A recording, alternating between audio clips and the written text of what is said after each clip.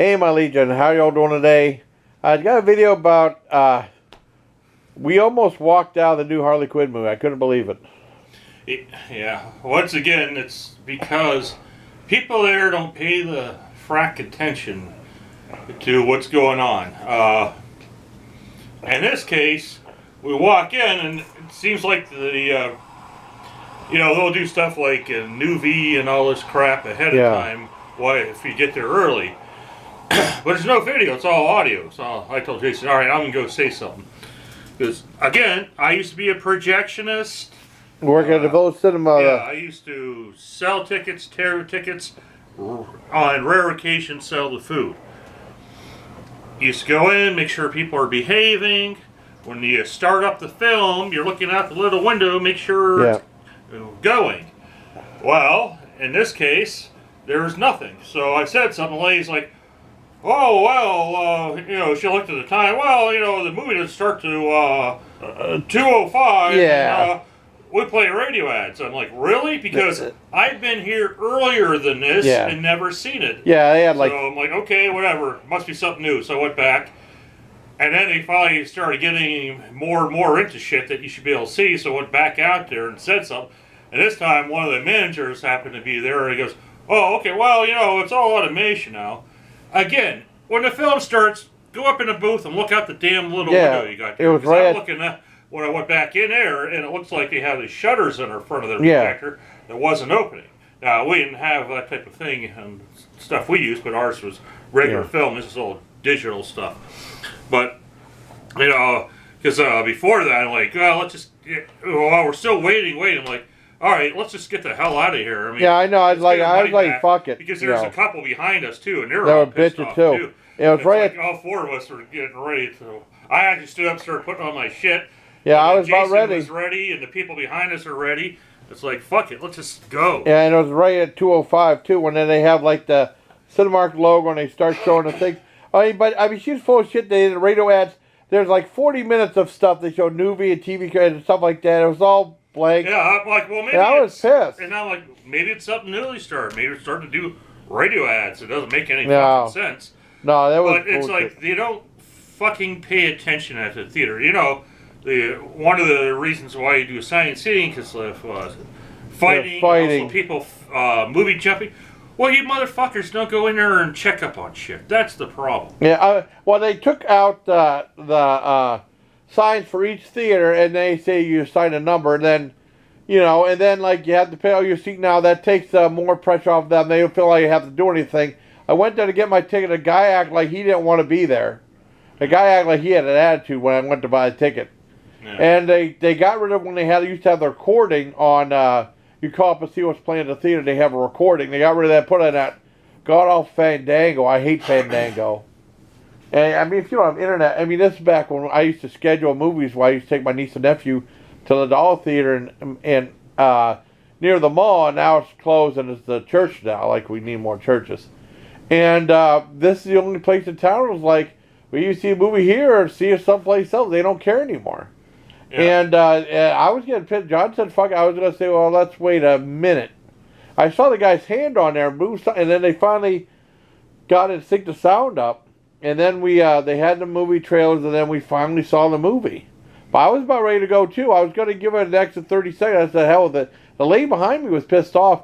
And then I don't know, the guy she was with said, you want to go another scene and watch the trailer? And I said, no. And that's just silly.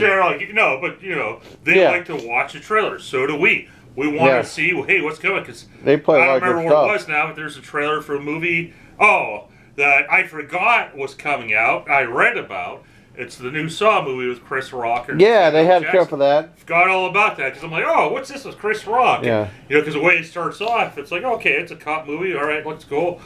Then I started to see the swirling. Oh, yeah. I'm like, Saw, that's right. I forgot Chris Rock was doing the Saw movie, because I think he might have produced it, too. Yeah. Just like Elijah Wood wants to do a new Nightmare on Elm Street or a remake or something. He wants to bring Robert Englund back. But anyways. Yeah. Well, they were going to have a movie that's the complete opposite of Saw called C, and then they decided not making that. Well, I mean, I would just get up and down with it. Yeah. Well, I mean, I remember going to the Doll Theater, and they want to close the doors And they let the sunlight in. I remember seeing my nephew see the bench warmer. It's a good one, the first one. Second bench warmer sucks really bad. And I had to go up and shut the doors, because the sunlight was coming in. But, I mean, they just don't care anymore. You know what I mean? I was, like, ready to walk out. And then they finally fixed it, thank God, and we end up watching the movie. But I had a bitch twice. I know it twice. Well, the first time, okay, we'll tell somebody. And they didn't tell shit. Yeah, and then I go out there, and it's like, okay, I waited a while. Yeah. And it's like, okay, nothing's happening. Let me go see it, and then I think it was like an assistant manager or something happened to be there. And it's like, oh, well, he's walking up to go to the projection booth.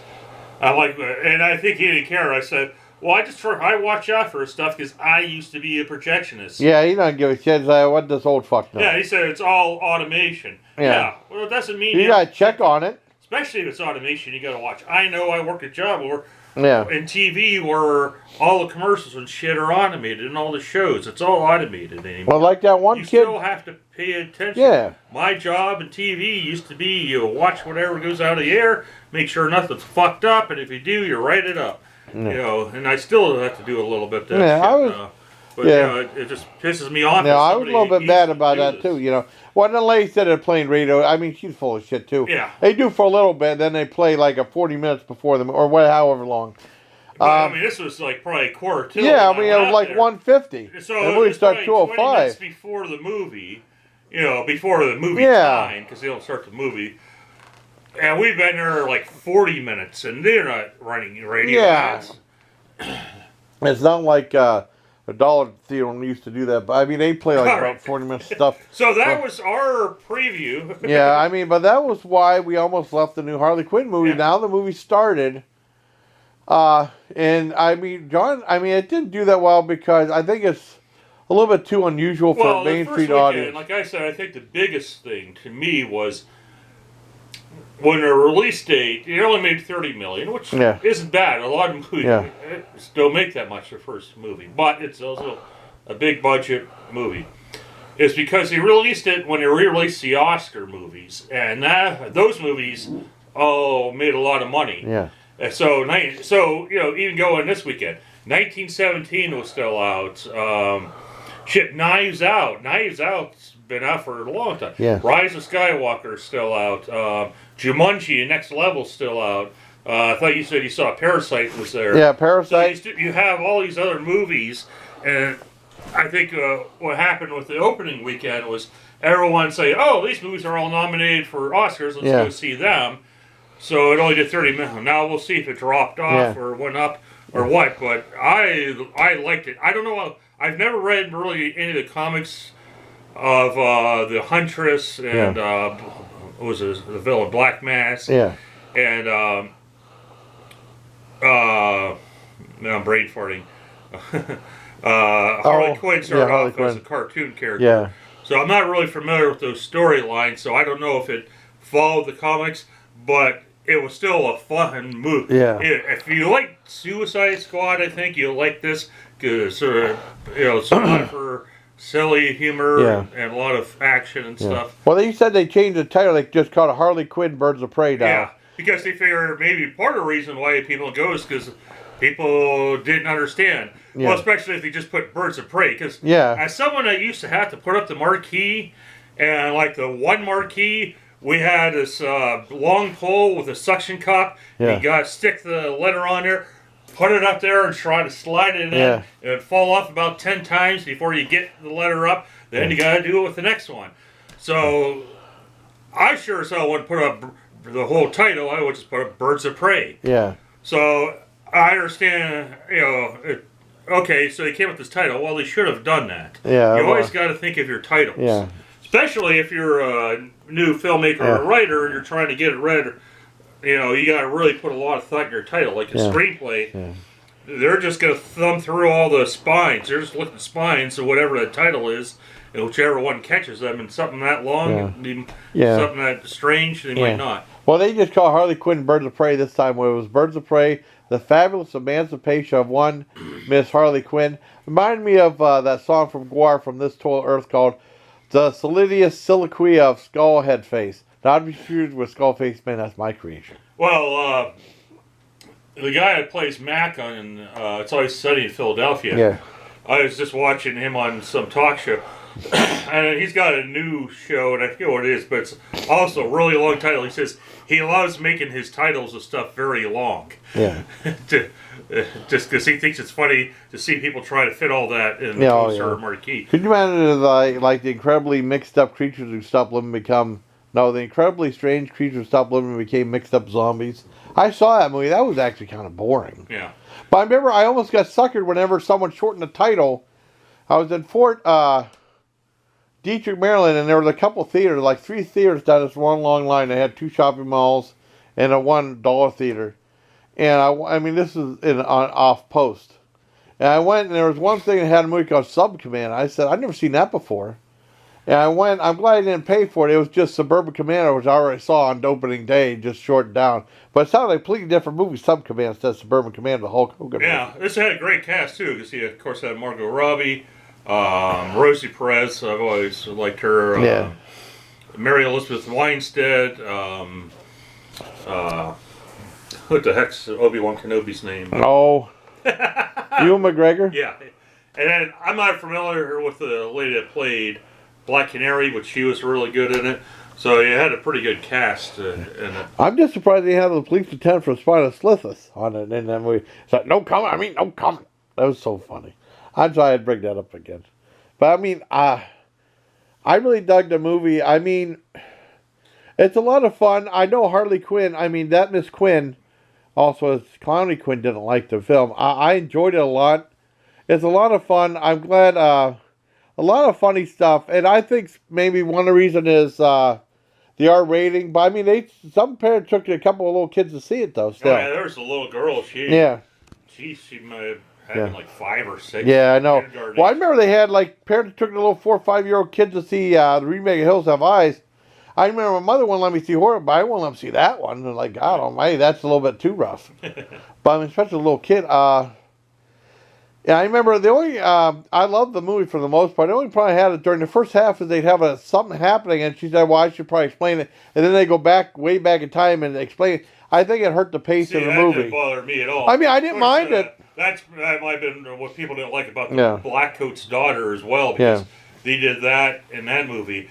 But, you know, to me, I think it kind of fit with the personality of Harley Quinn. Oh, I know. I did. But like Jason says, people don't like that. I know my brother doesn't like it. My dad wouldn't have liked it.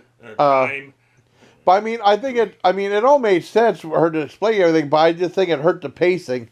And then the movie picked up again when they got back to that part. But it all made sense. Because you know what they're trying to do is jarring, to introduce these characters. So he introduced...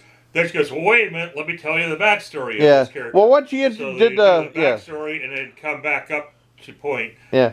Well, once she introduced the Valerie Bertinelli, you know what they said Bertinelli dying, I said, I was going to say Valerie, I didn't say it out loud because I didn't have the theater. Either. I was thinking the same thing as Jason. Oh, I know. I don't want to say that out loud. Just like Terminator Dark Fate, he called a girl, he said, he called her name, I can't remember her name. Oh, Sarah Connor. I need to talk to you. Who are you? Officer Rigby. We go, Eleanor? Busy darting the socks. Eleanor Rigby. Right. But I mean, I liked the movie. Yeah. It was a long video. I mean, but mostly just, I mean, I think whenever they took the things off there, and then they had a science team, I think the people that worked there think they had to do even less than what they were doing before. Right. And that's a big problem. I'm not talking about my buddies, Alex, or any of my friends there, but I mean, just saying that. And they have to tell you. Pass it on, get their shit together. Yeah, I know.